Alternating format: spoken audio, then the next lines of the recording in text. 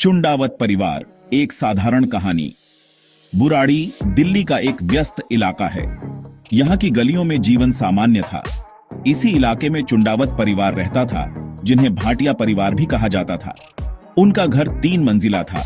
नीचे दुकान और प्लाईवुड का कारोबार चलता था। परिवार में 11 सदस्य थे। सबसे बुजुर्ग नारायणी देवी, उनके 2 बेटे भुवनेश और ललित, उनकी पत्नियां, बच्चे और एक विधवा बेटी। यह परिवार आसपास के लोगों के लिए मिसाल था। खुशमिजाज, मिलनसार, मेहनती। वे एक दूसरे के बेहद करीब थे। एक साथ खाते पीते, पूजा करते, सपने देखते। घर में शादी की तैयारियां चल रही थीं। प्रियंका की सगाई हो चुकी थी। शादी की तारीख तय थी। माहौल खुशियों से भरा था। खरीदारी और मेहमानों की सूची बन रही थी। किसी को अंदाजा नहीं था कि इस हंसते खेलते परिवार पर कोई संकट मंडरा रहा है। ललित, परिवार का छोटा बेटा, सबका चहेता था। कुछ साल पहले एक दुर्घटना में उसकी आवाज चली गई थी, लेकिन चमत्कारिक रूप से लौट आई। परिवार ने इसे दिवंगत पिता भोपाल सिंह का आशीर्वाद माना। ललित ने बताया कि उसके पिता की आत्मा उससे बात करती है और परिवार को मार्गदर्शन देती है। परिवार ने ललित की बातों पर पूरा विश्वास कर लिया।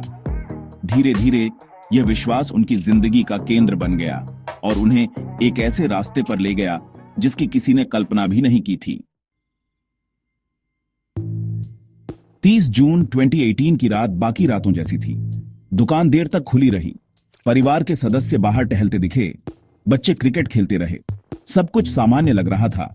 किसी ने कोई असामान्य गतिविधि नहीं देखी। उस रात परिवार ने अपने कुत्ते टॉमी को छत पर बांध दिया, जो आमतौर पर घर के अंदर रहता था। अगली सुबह दुकान नहीं खुली। यह अजीब था, क्योंकि दुकान हमेशा सुबह जल्दी खुल जाती थी। दूध वाला आया, दरवाजे पर दूध रख गया। 7 बज चुके थे। पड़ोसी गुरचरण सिंह ने दरवाजा खटखटाया, कोई जवाब नहीं मिला। चिंता बढ़ी। पड़ोसी इकट्ठा हुए, दरवाजा खोलने की कोशिश की। दरवाजा बस कुंडी से बंद था। हिम्मत करके वे अंदर गए। घर में अजीब खामोशी थी। जैसे ही वे पहली मंजिल पर पहुंचे, उनके सामने का दृश्य किसी बुरे सपने से कम नहीं था। आंगन में लोहे की जाली से 10 शव लटक रहे थे। आंखों पर पट्टी, मुंह पर कपड़ा, हाथ पीछे बंधे हुए। पड़ोसी चीखते हुए बाहर भागे। पुलिस को खबर दी गई। बुराड़ी का रहस्य शुरू हो चुका था।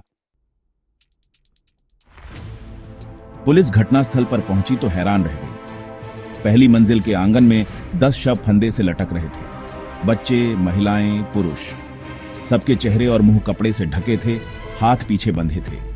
यह दृश्य किसी अनुष्ठान जैसा लग रहा था। दूसरे कमरे में नारायणी देवी का शव बिस्तर पर मिला।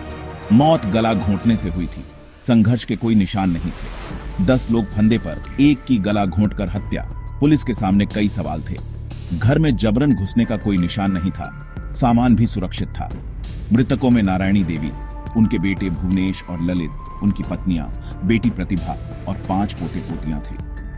पालतू कुत्ता टॉमी छत पर जंजीर से बंधा मिला, शायद अनुष्ठान में बाधा न डाले इसलिए। घर में सब कुछ व्यवस्थित था। रसोई में बर्तन, बच्चों की किताबें खुली पड़ी थी। कोई सुसाइड नोट नहीं मिला, लेकिन मंदिर के पास से मिली डायरियां इस रहस्य की कुंजी बनने वाली थीं। पुलिस को घर से 11 डायरियां मिलीं, जो पिछले 11 सालों से लिखी जा रही थीं। इन डायरियों में एक अजीब अनुष्ठान, बड़ तपस्या का विस्तार से वर्णन था, जिसे दिवंगत मुखिया भोपाल सिंह के निर्देश पर किया जा रहा था। डायरी के अनुसार भोपाल सिंह की आत्मा ललित के माध्यम से परिवार को निर्देश देती थी। घर, कारोबार, बच्चों की पढ़ाई, सब कुछ पिताजी के निर्देशों के अनुसार चलता था। डायरी में अंतिम अनुष्ठान का भी विस्तार से जिक्र था। कैसे सबको हाथ पैर बांधकर, आंखों पर पट्टी लगाकर लटकना है। यह सब मोक्ष और समृद्धि के लिए किया जा रहा था। विश्वास था कि पिताजी प्रकट होंगे और सबको बचा लेंगे। डायरी में लिखा था, डर लगेगा, धरती कांपेगी, लेकिन घबराना नहीं है। सीसीटीवी फुटेज में परिवार के सदस्य अनुष्ठान की तैयारी करते दिखे, स्टूल और तार खरीदते हुए। सबूतों और डायरी के निर्देशों में चौंकाने वाली समानता थी। यह मामला अब अंधविश्वास की भयावह कहानी बन चुका था। पुलिस और मनोवैज्ञानिकों ने इस मामले को शेयर्ड साइकोटिक डिसऑर्डर, साझा मनोविकृति का दुर्लभ उदाहरण माना। इसमें एक व्यक्ति का भ्रम पूरे परिवार का सच बन जाता है। इस मामले में वह व्यक्ति था ललित। ललित की दुर्घटना के बाद उसकी मानसिक स्थिति बदल गई थी। आवाज लौटने के बाद उसने दावा किया कि उसके पिता की आत्मा उससे बात करती है। परिवार, जो पहले से ही शोक में था, ने इस पर विश्वास कर लिया। ललित के निर्देश कानून बन गए। परिवार बाहरी दुनिया से कटता गया। ललित के निर्देशों ने उन्हें अनुशासित जीवन दिया, जिससे उनका विश्वास और गहरा हो गया। किसी ने भी ललित के निर्देशों पर सवाल नहीं उठाया, इवन पढ़े लिखे सदस्य भी नहीं।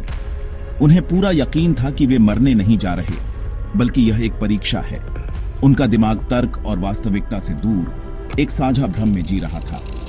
एक व्यक्ति का भ्रम पूरे परिवार की सामूहिक चेतना पर हावी हो गया और सबको मौत के मुंह में ले गया। बुराड़ी की घटना भारत में अकेली नहीं है। देश के अलग अलग हिस्सों में ऐसी घटनाएं सामने आती रही हैं।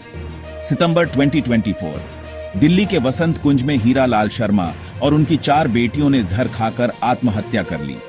शर्मा पत्नी की मृत्यु और आर्थिक तंगी से जूझ रहे थे। पुलिस को अनुष्ठान के संकेत मिले। बेटियों के हाथों में लाल धागे बंधे थे। दोनों ही मामलों में परिवार समाज से कट गया था, बाहरी दुनिया से संपर्क टूट गया था। जुलाई 2024, मध्य प्रदेश के अलीराजपुर में एक परिवार के 5 सदस्य मृत पाए गए। 4 फंदे से लटके एक फर्श पर। कोई सुसाइड नोट नहीं मिला। मामला रहस्यमयी बना रहा। इन घटनाओं में एक पैटर्न दिखता है। पूरा परिवार एक साथ अनुष्ठानिक तरीके से, समाज से अलग थलग। ये घटनाएं दिखाती हैं कि गरीबी, अवसाद, शोक और अंधविश्वास का घातक मिश्रण कितना विनाशकारी हो सकता है। मानसिक स्वास्थ्य और सामाजिक जुड़ाव की अनदेखी के भयानक परिणाम हो सकते हैं। बुराड़ी मामले की जांच दिल्ली पुलिस के लिए चुनौती थी। शुरुआत में यह सामूहिक हत्या लग रही थी। पुलिस ने घर की तलाशी ली, सैकड़ों लोगों से पूछताछ की, सीसीटीवी फुटेज खंगाले, लेकिन कोई बाहरी संलिप्तता नहीं मिली। सबसे बड़ा मोड़ 11 डायरियों के मिलने से आया। जांच की दिशा बदल गई। डायरी और घटनास्थल के सबूत पूरी तरह मेल खाते थे। हैंडराइटिंग विशेषज्ञों ने पुष्टि की कि डायरियां परिवार ने ही लिखी थी। पुलिस ने मनोवैज्ञानिकों से सलाह ली। ऑटोप्सी रिपोर्ट से मौत का समय और तरीका पता चला। सीसीटीवी फुटेज ने दिखाया कि परिवार ने अनुष्ठान की तैयारी खुद की थी। पुलिस ने इसे आत्महत्या मानकर केस बंद किया। किसी बाहरी व्यक्ति का हाथ नहीं था। यह मामला साबित करता है कि अंधविश्वास और अनियंत्रित मानसिक स्वास्थ्य कितना घातक हो सकता है। विज्ञान और अंधविश्वास की इस लड़ाई में विज्ञान ने रहस्य से पर्दा उठाया, लेकिन एक दुखद सच्चाई के साथ। बुराड़ी मामला मीडिया की सबसे बड़ी सुर्खी बन गया। चैनल 24 घंटे इसे कवर कर रहे थे। शुरुआती दिनों में मीडिया में कई अटकलें थीं, कभी तांत्रिक, कभी संपत्ति विवाद। सनसनीखेज सुर्खियों और रिक्रिएशन ने मामले को और रहस्यमयी बना दिया। सोशल मीडिया पर भी यह मामला आग की तरह फैल गया। लोग अपनी अपनी थ्योरी दे रहे थे। बुराड़ी का घर हॉरर हाउस के रूप में प्रसिद्ध हो गया। मीडिया के शोर में समाज में अजीब चुप्पी थी। लोग हैरान थे, लेकिन मानसिक स्वास्थ्य जैसे मुद्दों पर कोई बात नहीं कर रहा था। पड़ोसी और रिश्तेदार भी यकीन नहीं कर पा रहे थे कि इतना खुशहाल परिवार ऐसा कदम उठा सकता है। यह घटना समाज के लिए आईना थी। हम अपने आसपास के लोगों के मानसिक स्वास्थ्य को पहचानने में असफल हैं। चुंडावत परिवार की कहानी एक चेतावनी है। मानसिक स्वास्थ्य समस्याओं को समय पर पहचानना और इलाज करना कितना जरूरी है। बुराड़ी मामला बंद हो चुका है, लेकिन कई अनसुलझे सवाल छोड़ गया है। विज्ञान और पुलिस ने बताया कि क्या और कैसे हुआ, लेकिन क्यों, इसका जवाब अधूरा है। कैसे एक पूरा परिवार, जिसमें पढ़े लिखे लोग भी थे, एक भ्रम का शिकार हो गया? किसी ने सवाल क्यों नहीं उठाया? यह घटना विश्वास और अंधविश्वास के बीच की बारीक रेखा पर सोचने को मजबूर करती है। आस्था जीवन का हिस्सा है, लेकिन जब वह तर्क से कट जाए तो खतरनाक हो सकती है। चुंडावत परिवार का विश्वास उनके लिए सुरक्षा नहीं, जाल बन गया। सबसे बड़ा सबक, मानसिक स्वास्थ्य के महत्व को समझना। अगर समय पर ललित की मानसिक समस्या पहचानी जाती तो शायद यह घटना टल जाती। बुराड़ी की कहानी सिर्फ एक परिवार की नहीं, हमारे समाज की कहानी है। यह चेतावनी है कि अलगाव, अनकहा दुख और अंधविश्वास का मिश्रण कितना विनाशकारी हो सकता है।